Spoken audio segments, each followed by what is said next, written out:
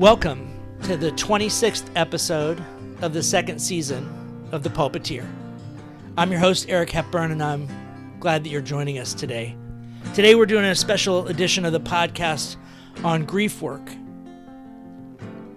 Some colleagues and I got together shortly after the election and hosted several grief events because we were sad and we knew that a lot of people in our life were feeling sad, and we had done just enough work to understand that if we didn't help them find a way to metabolize the grief they were feeling, it was going to metastasize into much less healthy expressions in their life. Outrage, anger, powerlessness. And so I'm really happy this morning to be joined by June and Ashley. I'm going to let them introduce themselves, and we're going to have a conversation about grief. And that conversation is also an entree into us starting to host what we hope will become a monthly occurrence at San Gabriel UU, where one Wednesday night a month we get together and have a grief circle to support people developing, deepening skills in that metabolizing of sadness and grief. June, I'm going to let you go first. Very cool. Thank you, Eric. So my name is June Williams, and for the function of the podcast, I'm a licensed professional counselor, and I work with couples and families professionally. And a few years ago, I was kind of initiated into grief ritual work and realized, oh my gosh, all therapy is grief work. And so that's been my journey for the past few years. And so I'm excited to chew on that together. I'm going to pass it over to Ashley. Thanks, June and Eric. I'm grateful to be with y'all today and get to talk about something that I care so deeply about and see as such an important medicine in the time that we're in right now. Similar to June, my name is Ashley Blackwell, and professionally, I am a licensed professional counselor with a certification in internal family systems therapy. And like most humans, grief entered my life pretty early on, and there were not a lot of avenues to be able to move the grief through. And so a couple years ago, I had the opportunity to attend a grief ritual and got acquainted with the work of Francis Weller, The Wild Edge of Sorrow. And this work radically began to change my relationship with my own grief and the way that I began to understand collective grief, ancestral grief, and the grief of the clients that I got to see in my room. Thank you all for sharing that. I think both of you hinted it, but I'm going to invite you to go a little deeper and talk about how you found grief work. Because I think one of the things that I know from my own experience with it is that often grief work finds us, and then sometimes we figure out how to answer the call of it. So talk about how it showed up in your life and what that call was like. Yeah, so June here. I'll reflect. It was kind of like both grief found me, and also in reflection, I realized how long my system had been kind of like attracted to grieving and how meaningful it had already been in my life. A few years ago, when I actually went to a 3-day long grief ritual, that's when I was able to start kind of like labeling the process that I'd been going through. And so that's when I started to kind of maybe get my head around being able to describe the container of grief more clearly. But I definitely, let's see, in the fall of 2023, my mother was diagnosed with pancreatic cancer. And then within about 3 months from diagnosis, she passed away. And it was one of those like specific and discrete. Everyone knew that's grief, that would be what I'd be going through. And as I was in the process of walking my mom through her diagnosis and my family, and beginning the grief process, I realized how many cycles of relationship rupture I had already been processing through grief. And in my own family story, plenty of situations, difficult situations, had already occurred. Infidelity and addiction and estrangement. And in each of those kind of different types of rupture, my response had often been to grieve. And so then when my mother passed and I grieved it in such like a specific way, I realized how much of a pattern and a rhythm that had already been in my life, and got a lot of language to be able to describe what was going on for me, and to be able to also help clients name this gap between what it is that we want and what it is that is grief. And it can be on the smallest thing. We're frustrated with our Starbucks order, disappointed, to the loss of a parent, to the loss of functioning, to existential concerns. There's just the whole array is grief. And so when I went to this Francis Weller 3-day ritual, and actually started to use some kind of framework to describe what I was going on with me, the depth of my grief work was transformative. And I couldn't help but start naming, when that would come into the room with clients, I started naming it as grief. And I was so surprised at the reflection, the kind of the sudden resonance that would have with clients was, oh my gosh, that is what that is. I didn't know that's what that was called. And so that was the discussion of Francis Weller's The 5 Gates of Grief, really started helping to clarify all these different kind of tributaries of this whole river of grief. And so I think that was, I guess that's what I'll reflect on for my introduction. Yeah, how I was introduced into grief work. Thanks, June. Yeah. I'm trying to remember when it all kind of came to a head. I think becoming a mother was the thing that began to invite me into connection with grief. But at the time, it showed up a lot like rage and anger and powerlessness and numbness and confusion. And I think underlying all that was a significant amount of grief that had not gotten to be processed from earlier experiences. And so I think most of us growing up in American culture and context grow up in families where we don't have a lot of ritual for grief or spaces to honor and name and hold collectively grief. And so that is true of my story. And so as I became a mom and was getting so much access internally to vast amounts of grief and pain, I felt very disoriented. And I guess I feel grateful that I was a therapist and was able to find access to resource. And that resource came in the form of the 5 Gates of Grief from Francis Weller and the grief ritual.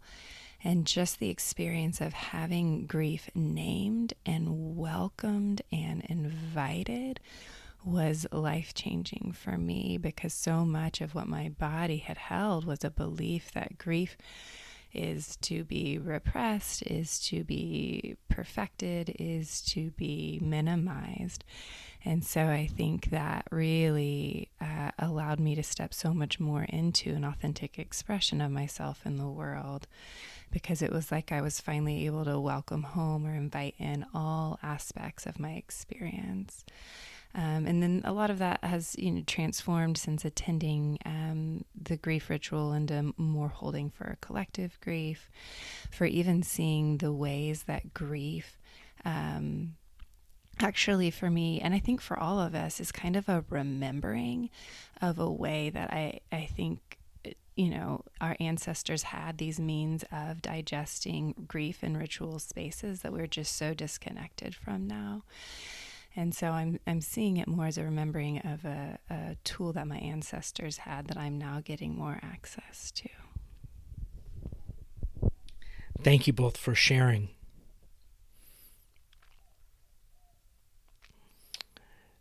I'll share 2 things. One, you all actually were the ones who introduced me to Francis Weller's work, so I'm grateful for that. My entree into grief came mostly through Stephen Jenkinson's work, and but I hear resonance of what he describes in what you're saying, which is, he diagnoses one of the major problems with sort of Western modernity is grief illiteracy, right? Like we've as you suggested, Ashley, we used to have some ritualized containers and practices that helped us metabolize grief. And we took a particular Western Christian, thought-centric, not body or emotion-centric turn and decided that those things were frivolous. And then we lost track of them. And now we've got this strange situation where the escalating pace of change in the world means not only do we have to rediscover the grief practices that we've lost, but we also have to modernize them in a way. Like there's also, at least from my point of view, some grief innovation that needs to happen, because the grief rituals were designed for a slower pace than what we're seeing. And I see that in the work of Stephen Jenkinson and others. To my own detriment, I've been reading The Futurism of Amy Webb, which is just another, if you're not careful, can be a way of just making you more anxious. But the other thing that I kind of want to add to that is that there's this part, like we're remembering, but there are things that we're learning for the first time, like novelty is a real part of what's happening, right? Like, I don't want to take this conversation down an AI or robotics or genetic engineering rabbit hole, because that's not what we're here to talk about. But we can't be honest and earnest in this room without recognizing that those forces, those tidal forces, are operating in the same ocean that we ourselves, and in my case, my congregation, in your case, your clients, they're navigating that ocean. And it is one of the sources of turbulence and uncertainty. And one of my faculty members, Mike Hogue at Meadville Lombard, is actually working on a new project about this, like, how do we deal with cultural scale grief? And one of the things that I think is underneath that is that cultural scale doesn't mean what it used to mean. It used to mean like a village or a collection of villages. Maybe it meant a nation. Maybe it meant a continent. But now it means the world. Like, our level of interconnection with one another is such that none of us are insulated from what's happening with each other on a pretty unprecedented scale. All right. I'll stop bloviating.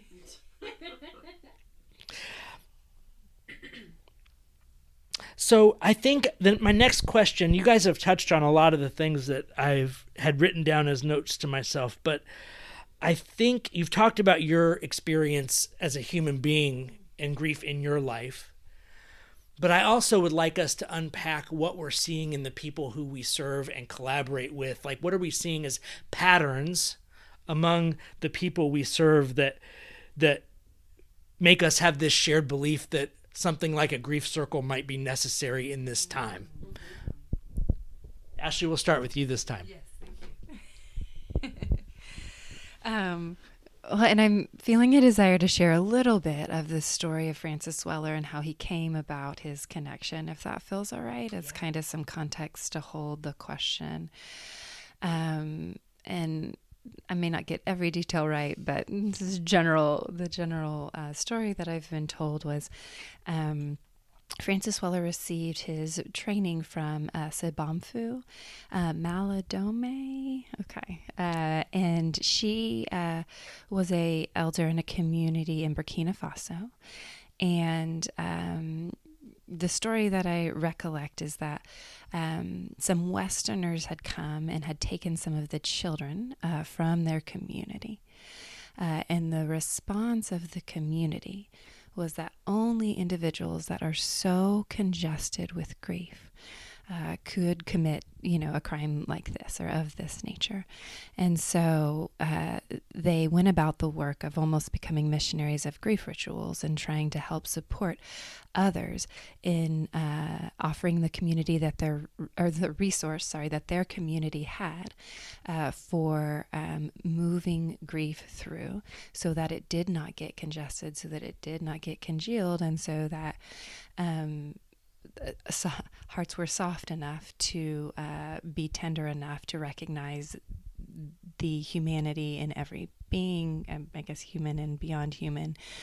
And so that's kind of the context for how Francis Weller came in connection with this work and the heart behind some of the work. And so I think to answer your question, Eric, about what are you seeing in your practice? Oh, what I'm seeing specifically in my practice. Yeah.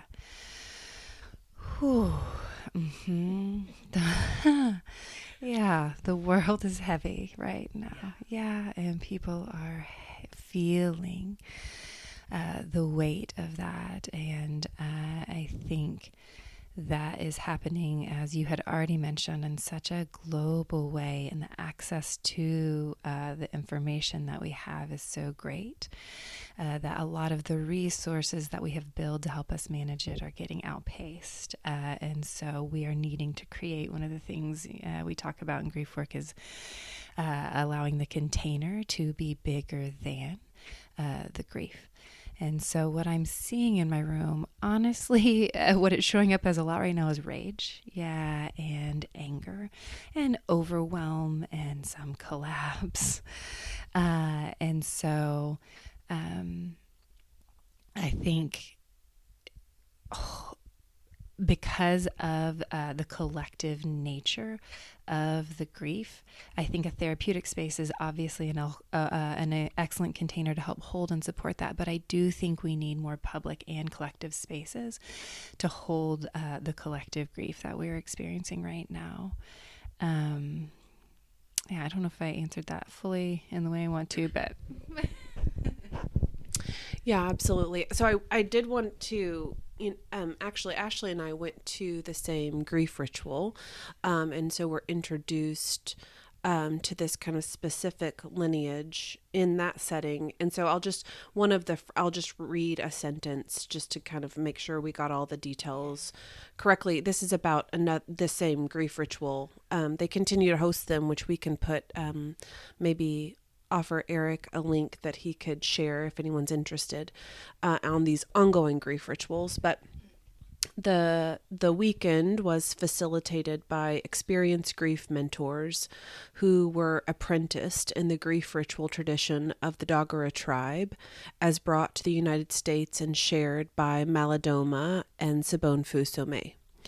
And they were oriented and Francis Weller was oriented to this tradition, and mentored in that, from that tribe.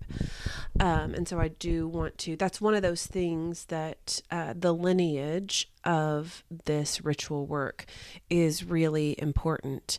It did not come from, a developmental psychologist, and it did not come from, somebody who had been working on some, higher level degree, that this came from indigenous wisdom. And I see the global pacing of change and innovation. I think that our best chance at staying in healthy relationship is to allow for indigenous wisdom to get us balanced out.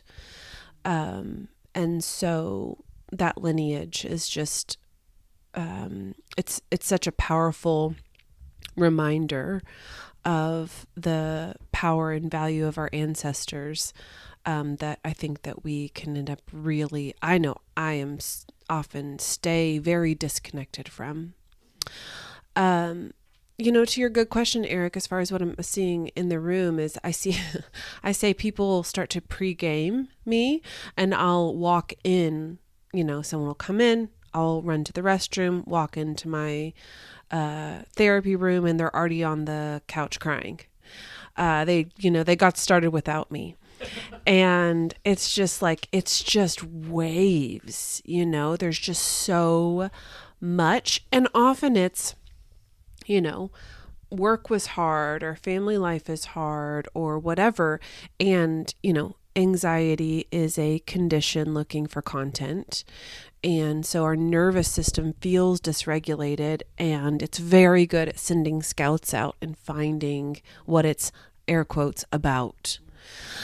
The challenge is that with so much, turbulence and sediment getting stirred up in the water that we're in, it can be really hard for people to understand the changing economy, the climate crisis, the political polarizations, the estrangement that's happening in families because of the political polarizations, the changes in our expectation of safety for our kiddos going to school. I mean, it's so pervasive that people, I think, what I'm seeing is very similar to what Ashley named. I'm seeing rage and overwhelm and dread.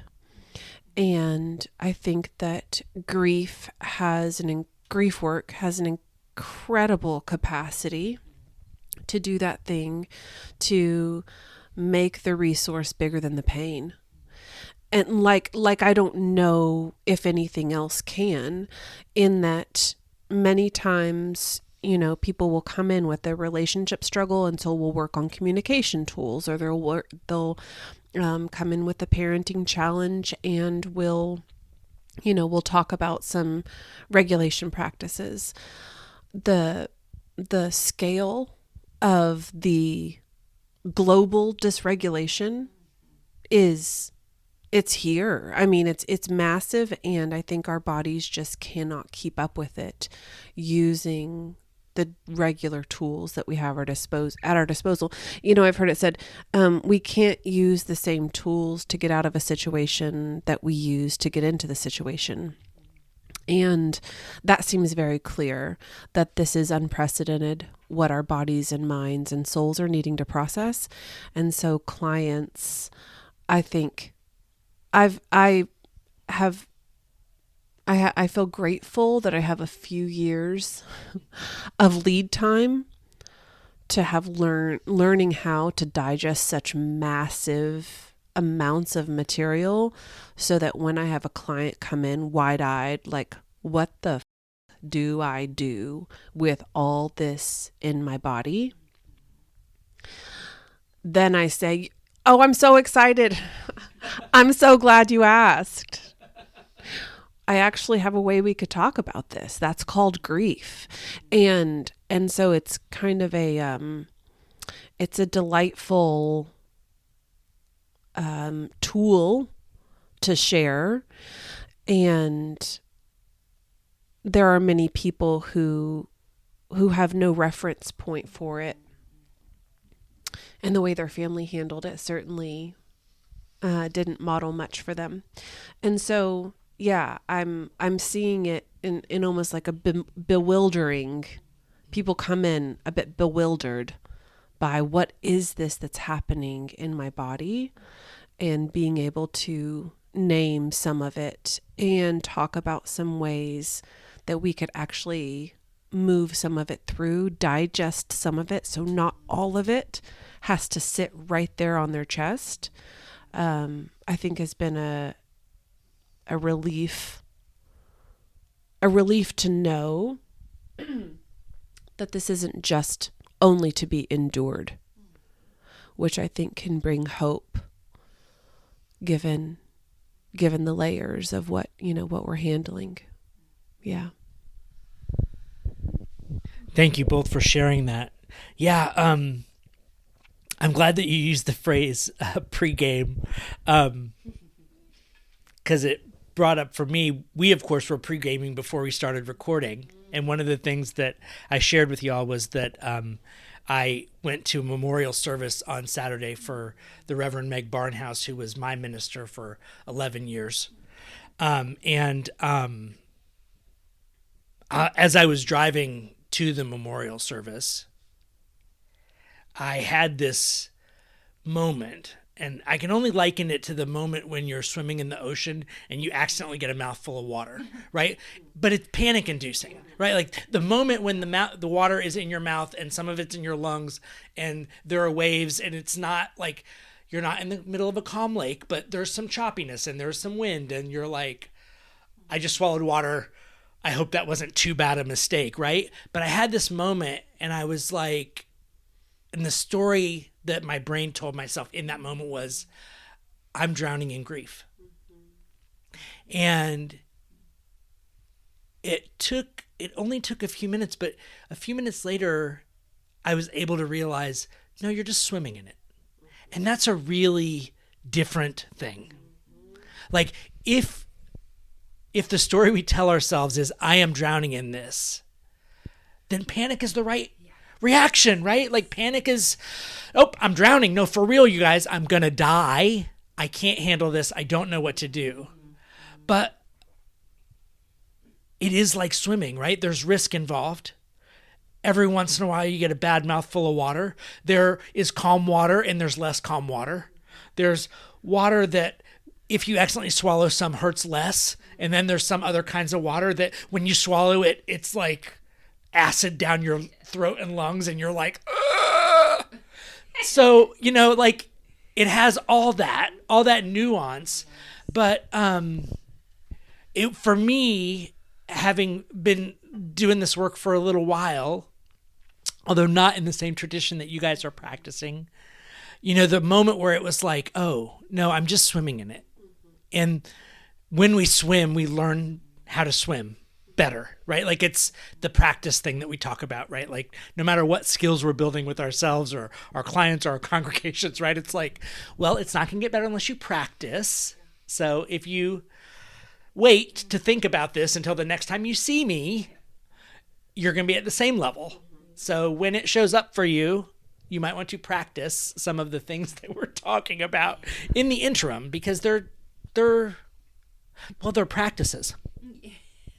Not to put too fine a point on that word, but they're practices, right? And when we practice them, we get better at them.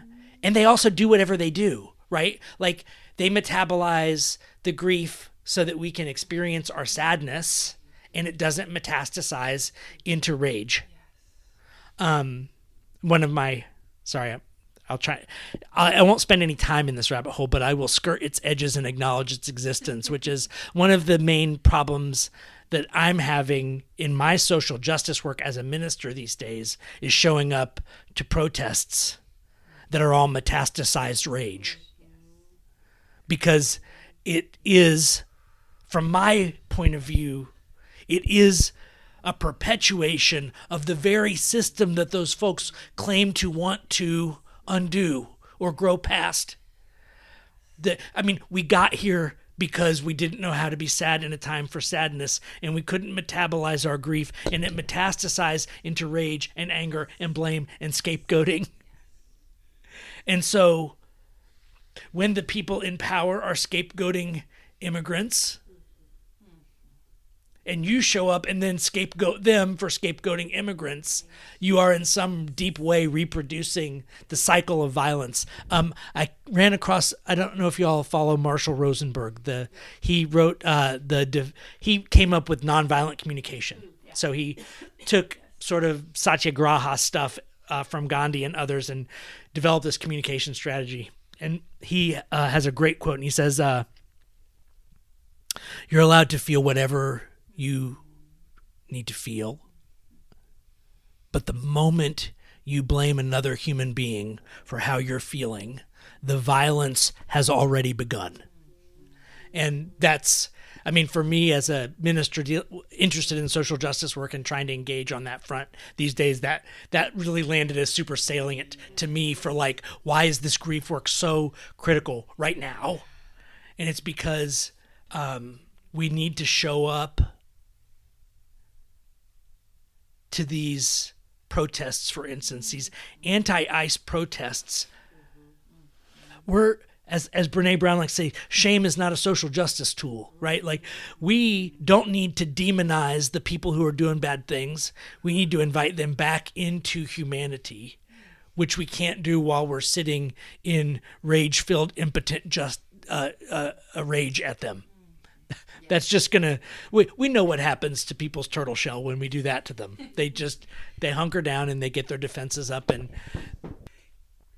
all right, my next question: name something that has surprised you on your journey with grief work, and I'll let you raise a hand, whoever wants to go first.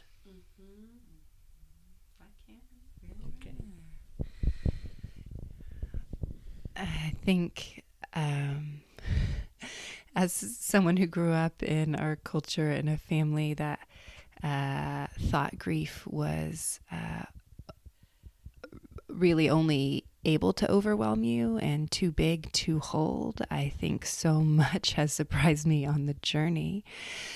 And recognizing, maybe I'll share this story. My first grief ritual I attended, individuals, and again, there's a warming up process. So I just want to say that, like, it takes time for us to build the muscle to be able to trust our capacity and the collective capacity to hold varying amounts of our grief and rage. So I want to say this was towards the end of the grief ritual process, after a lot of the warming up had already occurred. And part of the ending of the grief ritual involves the creation of an altar, and that's a space to kind of, in an embodied way, represent the specific grief that you are tending to. And then the community supports and holds and witnesses some of that grief. And it's done in all different ways. But the first grief ritual I attended, we would individually tell the story of our grief. And in telling that story, what I was most amazed by was the way that my grief allowed others in the community to access their grief, and that the grief of all of us could be held because there was a village big enough to hold it.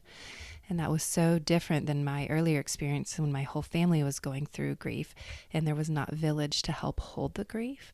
And so everybody kind of siloed in the way that they held the grief and became disconnected.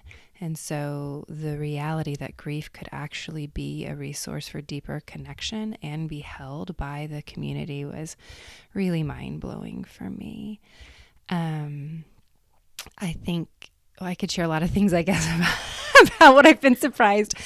Just the other thing I'll share is what I have found as the abundance of resource that exists in helping hold the grief. So a lot of my individual grief has been done like in maybe earth honoring ritual, and so feeling the capacity of the natural world to help support and hold my grief, and then the recognition of that through line all along, even when I was younger and thinking I was alone in my grief, recognizing that my relationship with trees in particular had been such a present and steady holding container that I hadn't recognized at the time, but as I got more access to that resource in the present, could then understand the holding that I had back then. So I think just being able to recognize, to look up a bit from this belief that I'm all alone and nobody's here, to begin to see the abundance of resource that had been there and was there to help hold the grief, was another pretty surprising aspect of my grief work. Yeah, I think that certainly the expansive generative nature of grief and grief work was a real surprise to me. I've now reflected and understood so many, different episodes of my life, how I was using grief work to move through. But in specific, when it came to my mom dying, Jenkinson, reflects on us being death phobic, that our culture is. And man, my grief work in approach to my mom's death gave me so much room to talk with her so openly and with so much specificity. What is a good death? And to be the one to talk to her about, you are dying.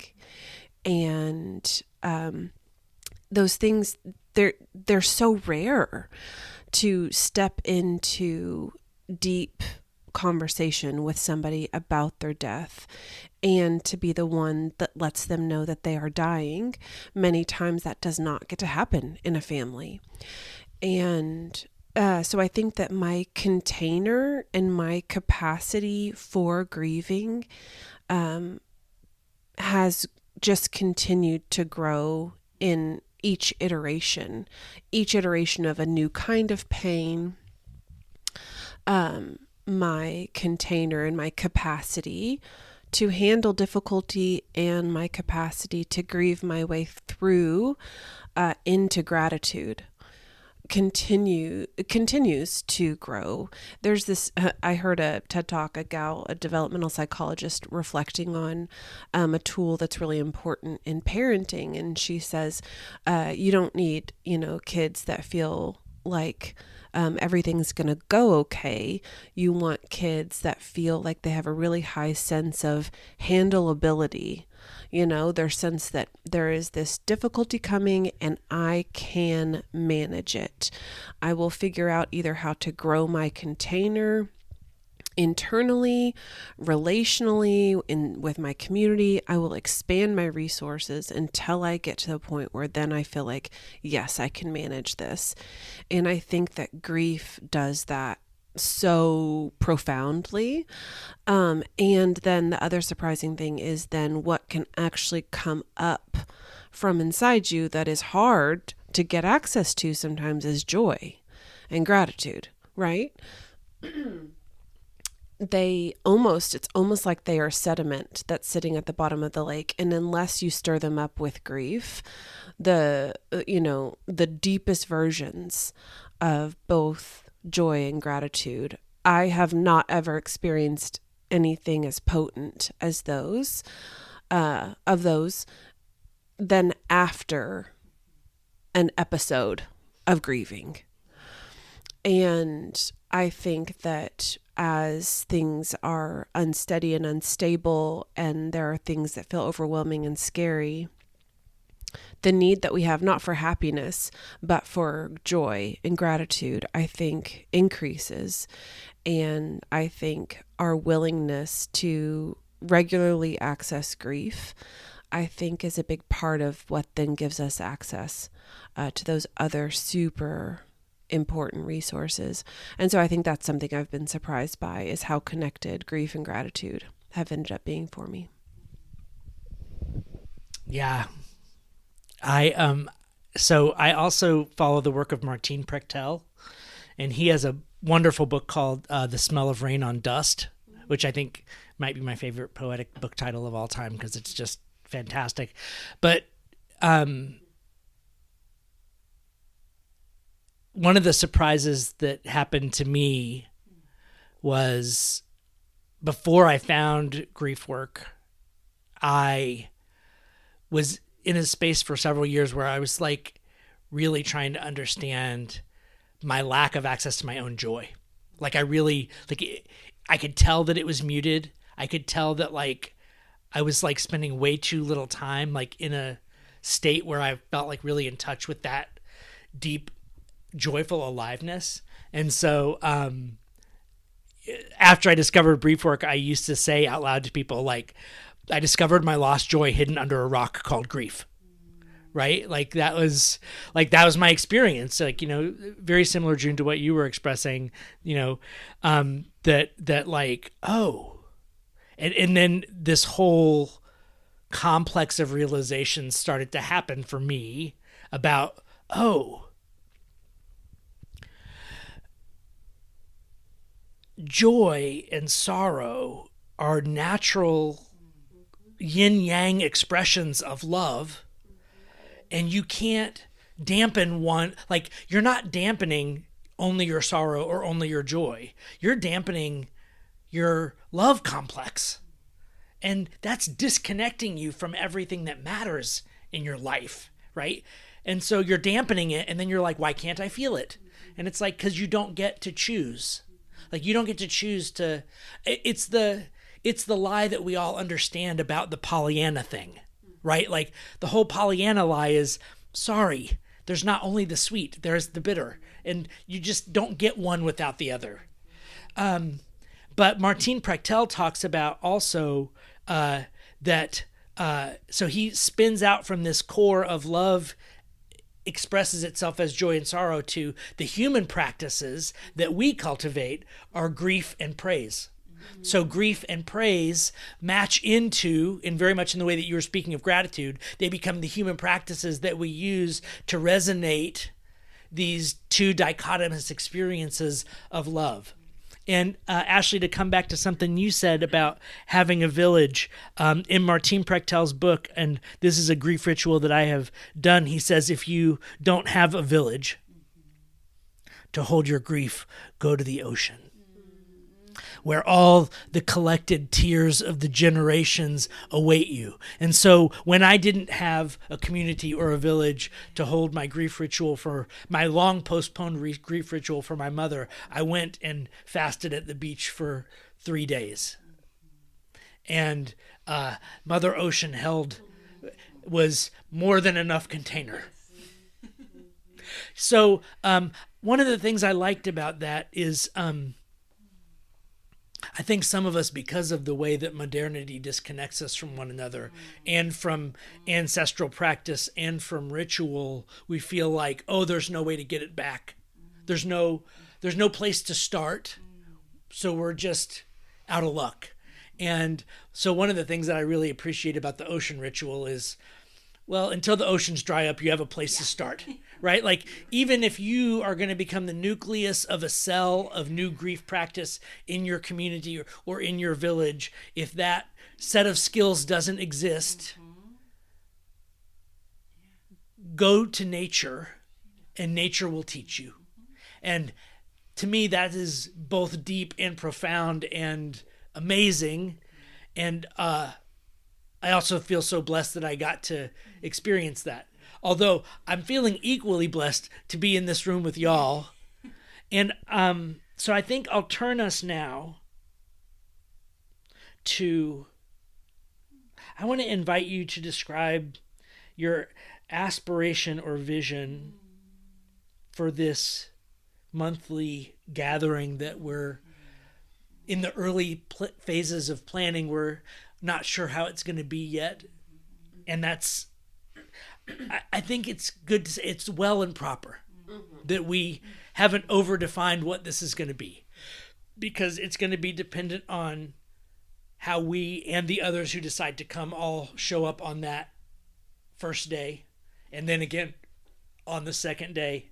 I will say, for the benefit of our audience, that we are planning to host that ritual on the evening of March 25th of 2026 at the Sanctuary of the San Gabriel UU Fellowship in Georgetown, Texas. But what would you say is on your heart or mind about what you want to do or experience? Yeah, one of the things I'm thinking about, there's a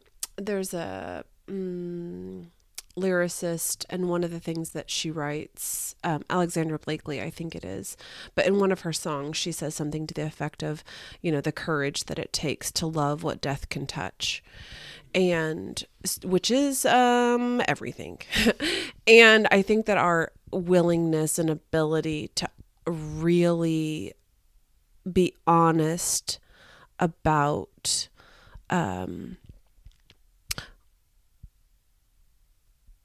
the limitations that exist as far as the way our lives go. I think that the description of the 5 gates, I'm going to name real quick, just so you can kind of have some understanding of how expansive they are, from, small disappointments to relationship ruptures to planetary sorrows to our own mortality, to the mortality of those around us. It's all encompassing. And so the 5 gates are, the first one is everything we love, we will lose. The second is the places in us that did not receive love. The third is the sorrows of the world. The fourth is what we expected but did not receive. And the fifth is ancestral grief. And so, as I read those, my hope is that there's some resonance of like, oh, the places in me that never received love. Okay, I get it. What I expected but did not receive. One of those being village, community, to hold all that's going on. To know that there will be things happening inside each of our bodies that are legacy burdens. They are ancestral grief. They did not even happen in our own lifetime, but our nervous system is still tasked with digesting them. And so the idea is that we would set up, a small container, meaning it's limited on time. There are, of course, these 3-day long grief rituals, and those are a real dedication on a whole bunch of levels. And so we're hoping to make something that's a little bit more accessible, to where people can maybe find their way into grief work without the time commitment, as well as just kind of letting their fears and concerns about what's going to be asked of me, that they can actually get little bits of answers to that. Often people feel, right, that I'm going to drown in an ocean of grief trying to get a sip of water from a fire hydrant, right? That they often a fear, if you check in with someone's system, of what if you started to grieve? Many people say, what if I never stop? And that they will only be overwhelmed by grief. And so the idea is that we take it in small bites. How do you eat an elephant? It's one bite at a time. And I think that that's how we learn how to grieve, is dipping a toe in the water of grief, allowing some of that dysregulated, agitated, tearful, angry, upset juice, as I like to call with families and kids, of letting that come up. And whether that looks like tears, or that could look like quiet contemplation, we will figure out if we need some anger space, because that often comes up. But that, it'll probably be a couple of hours, and that we spend both creating the container and helping people kind of locate their grief in their body, and starting to run small contained experiments with letting some of that grief come up and out and digest it, and giving them some ideas on the back end of ways that they can take good care of themselves, for the fear that they would get stuck in it afterward. If I let myself feel these things, then I'll stay there forever. Realizing how untrue that is. In fact, if I'll let myself feel this, I have a much better chance of not getting stuck there. And so helping create some kind of support, and letting it be kind of a co-created, collaborated space to figuring out, just meeting everybody where they are when it comes to this, because it can be such a, Wizard of Oz kind of thing, like looking like what even is this thing that you guys keep talking about, grief work. So letting people dip their toe in and get familiar. That's one of the functions, I think, of those monthly times together. Thanks, June. That's very thorough. I don't even know that I have much to add to that.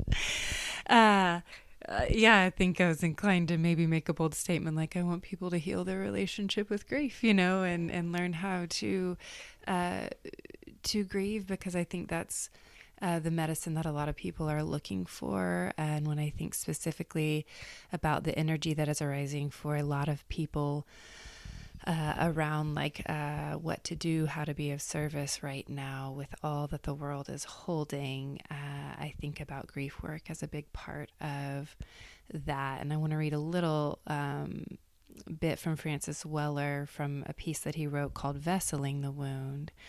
And he says, the medicine that I bring, ironically, is often very closely connected to my wounds. They're very much part of how I have been shaped through my own suffering. This can be surprising for us because for decades we thought that our wounds were the reason why we didn't belong here. We thought they were the absence or the opposite of medicine. They were our bane, the reason why we felt so outside of community. But it's a very old idea that says our gifts and our medicine appear along the fault lines of our own wounds. Like Leonard Cohen once said, what you notice in the old stories is the nearness of the wound to the gift. And there's the ancient Greek phrase, in your wound is your genius. And so I think more than anything, in general, my hope is for people to get to live out and express their most authentic way of being in the world. And I really see this grief work as a piece to help support in that process. And so I'm grateful to get to help start supporting small containers to help us begin to experiment and dance with what it could be like to shift our relationship with our grief to help find the medicine that's there. That's so awesome. Thank you guys so much for wanting to be on the podcast, for showing up to the grief work together. I'm going to do something mildly fanboyish and just be like, I have listened to so many podcasts and just been like, had that moment of like, oh, I wish I could be in a room like that. And I just wanted to say thank you for making that little dream come true. Because there were just some moments today where I'm like, I just feel so lucky to be in this room with you guys, with you all doing this work and having these conversations and having the space for hearing your wisdom and letting it inform not just me, but the larger community to whom we hold ourselves responsible and accountable. And it's just so important. And I'm just filled with gratitude. So thank you, June Williams and Ashley Blackwell, for joining us on today's episode of The Pulpiteer. I hope you enjoyed this special episode. The Pulpiteer Podcast is a production of the San Gabriel Unitarian Universalist Fellowship of Georgetown, Texas. If you'd like to support the podcast directly, you can make a donation at sangabrieluu.org/give. The podcast is hosted by Spotify. Theme music is by John Faber. And I'm your host, Eric Hepburn. Thank you so much for joining us. We'll see you next time.